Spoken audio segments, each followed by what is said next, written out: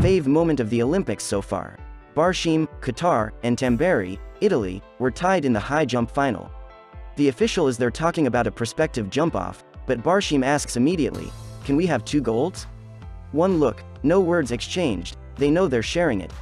An extraordinarily emotional celebration followed after the Italian Gianmarco Tamberi became the joint gold medal winner in high jump with his friend and the favorite Mahtaz Issa Barshim from Qatar. This is the story of a beautiful friendship that had the perfect dreamy climax. It's 2016, Monaco.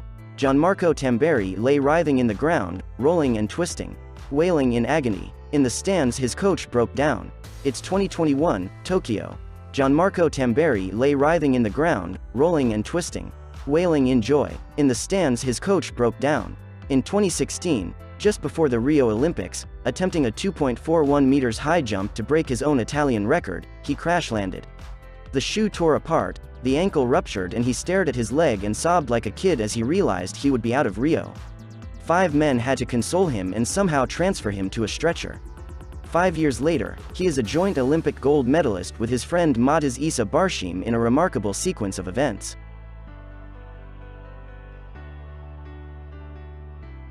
It all came down to his last jump. The favorite, Barshim, had failed to clear 2.39. If Tamberi did, he would be the winner. If he didn't, there would be a jump-off with Barshim. The event had already been close to 3 hours. Tamberi placed the leg plaster cast that he wore after his horrific injury near the top of his run-up. A reminder of the pain and the subsequent inspirational comeback journey, perhaps. On it was a text, "Road to Tokyo 2020. The year was crossed in 2021" written below. Tamberi started to sway from heel to toe and urged the crowd to clap. Not needing an invitation, and fully aware of the significance of the potential gold medal jump, they gave him thunderous claps. Tamberi began his angular sprint and leapt but came down with the bar. On the tracks in the sidelines was his competitor and friend Barshim, who didn't remove his dark sunglasses even while jumping, and Tamberi ran to him and enveloped him in a hug. An official walked up to them and asked Barshim, "Do you want to continue to jump off?" Gently nudging Tamberi, whose head was buried in his shoulders, Barshim had a question back at the official, "Do we have to?" And even as the official politely told him that it was up to them, Barshim had decided that it would be shared. An exuberantly emotional Tamberi leapt into the arms of his friend and a slow smile spread across Barshim's face. Tamberi spun around and started to wail. A long piercing, almost endless, tearful cry. Barshim had moved to the edge of the arena, and started to cry into the arms of his team, who leaned over and closed on him. Tamberi would writhe in the ground. He would get up and fall again. All along, the throaty wailing sobbing continued. A few yards away, Barshim removed his sunglasses and wiped a tear. Then, Tamberi sank to his knees, picked his leg cast, and lifted it to the skies and screamed. An oral memory that's bound to forever stay in the minds of anyone who was there or even watched it on the telly. Wrapped in his Qatar flag, Barshim walked over to his friend and said, get up, don't stay on the floor. Get up." The Italian obeyed and sprang up but continued to sob, this time leaning on the rails. A beautiful friendship in 2017, when he returned to competitive jumping after the injury, nothing was going right for Tamberi. After yet another poor performance in a tournament, he shut himself in his room when someone started to repeatedly knock on the door.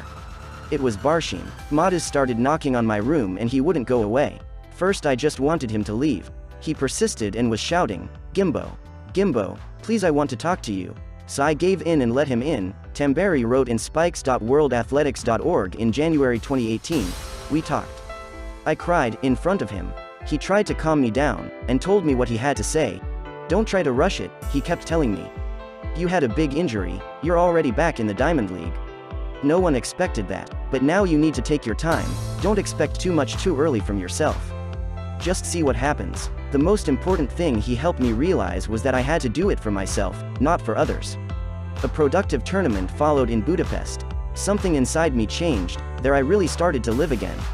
I was a high jumper again. 3 years later, he is an Olympic gold medal. With his friend, sometimes, just sometimes, dreams do come true. Gold for Mahtaz Issa Barshim of Qatar.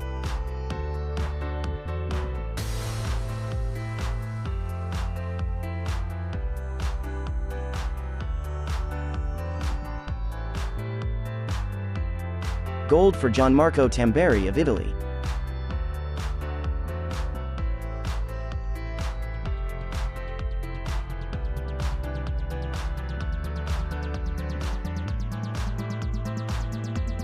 Bronze for Maxim Nedosekow of Belarus.